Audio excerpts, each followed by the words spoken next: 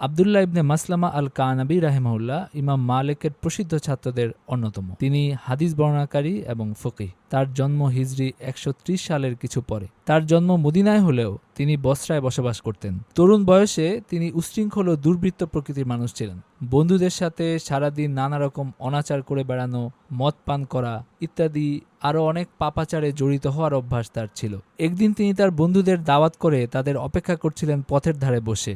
এমন সময় ওই পথ ধরে গাধায় চড়ে যাচ্ছিলেন ওই যুগের একজন বিখ্যাত মুহাদ্দিস ইমাম শুবা ইবনে হাজ্জাজ রাহিমাহুল্লাহ। তার আশেপাশে ছিল ভক্ত এবং অনুরাগীদের ভিড়। আবদুল্লাহ জিজ্ঞাসা করলেন, এই লোকটি কে? লোকেরা বলল, তিনি শুবা। তিনি বললেন, কে এই শুবা? লোকেরা বলল, তিনি একজন মুহাদ্দিস। আবদুল্লাহ আল কানাবী তার উশৃঙ্খল বেশভূষা নিয়ে ইমাম শুবার দিকে এগিয়ে গেলেন। উদ্ধত ভঙ্গিতে তাকে বললেন, আমাকে একটি হাদিস শোনান। শুবা রাহিমাহুল্লাহ বললেন, তুমি এখন হাদিস শোনার মতো অবস্থায় নেই। এ কথা শুনে আবদুল্লাহ আল কানাবী ছুরি বের করলেন এবং বললেন, আমাকে হাদিস শোনান, নয়তো আমি আপনাকে আঘাত করব। এই পরিস্থিতি দেখে শুবা রাহিমাহুল্লাহ বললেন, মনসুর রিবেই থেকে, তিনি আবু মাসউদ রাদিয়াল্লাহু আনহু থেকে আমার কাছে বর্ণনা করেছেন, আল্লাহ রাসূল সাল্লাল্লাহু আলাইহি ওয়াসাল্লাম বলেছেন, ইদা লাম তাস্তাহি ফাসনা মা শিত, অর্থাৎ যদি তোমার লজ্জা না থাকে তবে যা খুশি তাই করতে পারো। এই হাদিস শুনে আবদুল কানাবী হতভম্ব হয়ে গেলেন। তার হাত থেকে ছুরি খসে পড়ল। তিনি নিজের ঘরে ফিরে গেলেন।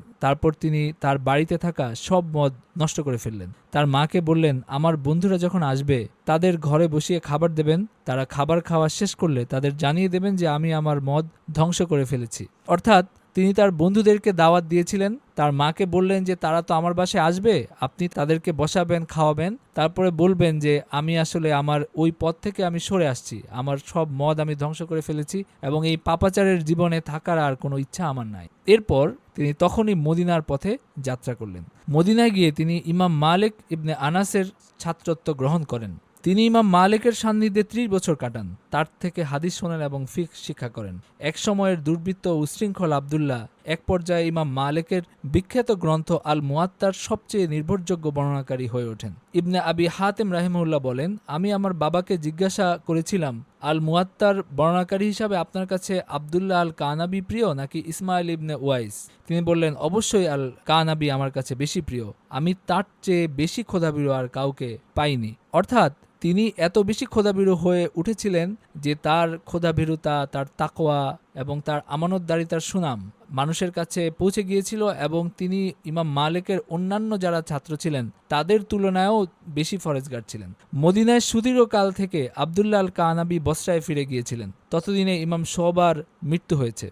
তিনি তার কাছ থেকে আর কোনো হাদিস শোনার সুযোগ পাননি। শুবা রাহিমাহুল্লাহর কাছে তিনি একটি হাদিসই শুনেছিলেন যা তার জীবন বদলে দিয়েছিল। ইমাম যাহাবির সিয়ারু আলামিন নুবালা গ্রন্থে এই ঘটনাটি বর্ণিত হয়েছে। এই ঘটনা থেকে আমরা বুঝতে পারি, আল্লাহ তাআলা চাইলে একটি মাত্র উত্তম কথা, একটি মাত্র আয়াত বা হাদিসও মানুষের জীবন বদলে দিতে পারে। আর সঠিকভাবে তওবা করতে পারলে, নিজেকে পরিশুদ্ধ করতে পারলে, জীবনের এক পর্যায়ে দুর্বৃত্তের জীবন যাপন করা কোনো ব্যক্তিও আল্লাহর শ্রেষ্ঠ বান্দা হিসাবে নিজেকে গড়ে তুলতে পারেন। তাই কাউকে উপদেশ দেওয়া বা নসিহত করার সুযোগ পেলে তা হাতছাড়া করা উচিত নয়। গুনাহ যত বেশি হোক, আল্লাহর রহমত থেকে কখনোই নিরাশ হওয়া উচিত নয়। ওয়া আখিরু দাওয়ানা আনিল হামদুলিল্লাহি রাব্বিল আলামিন।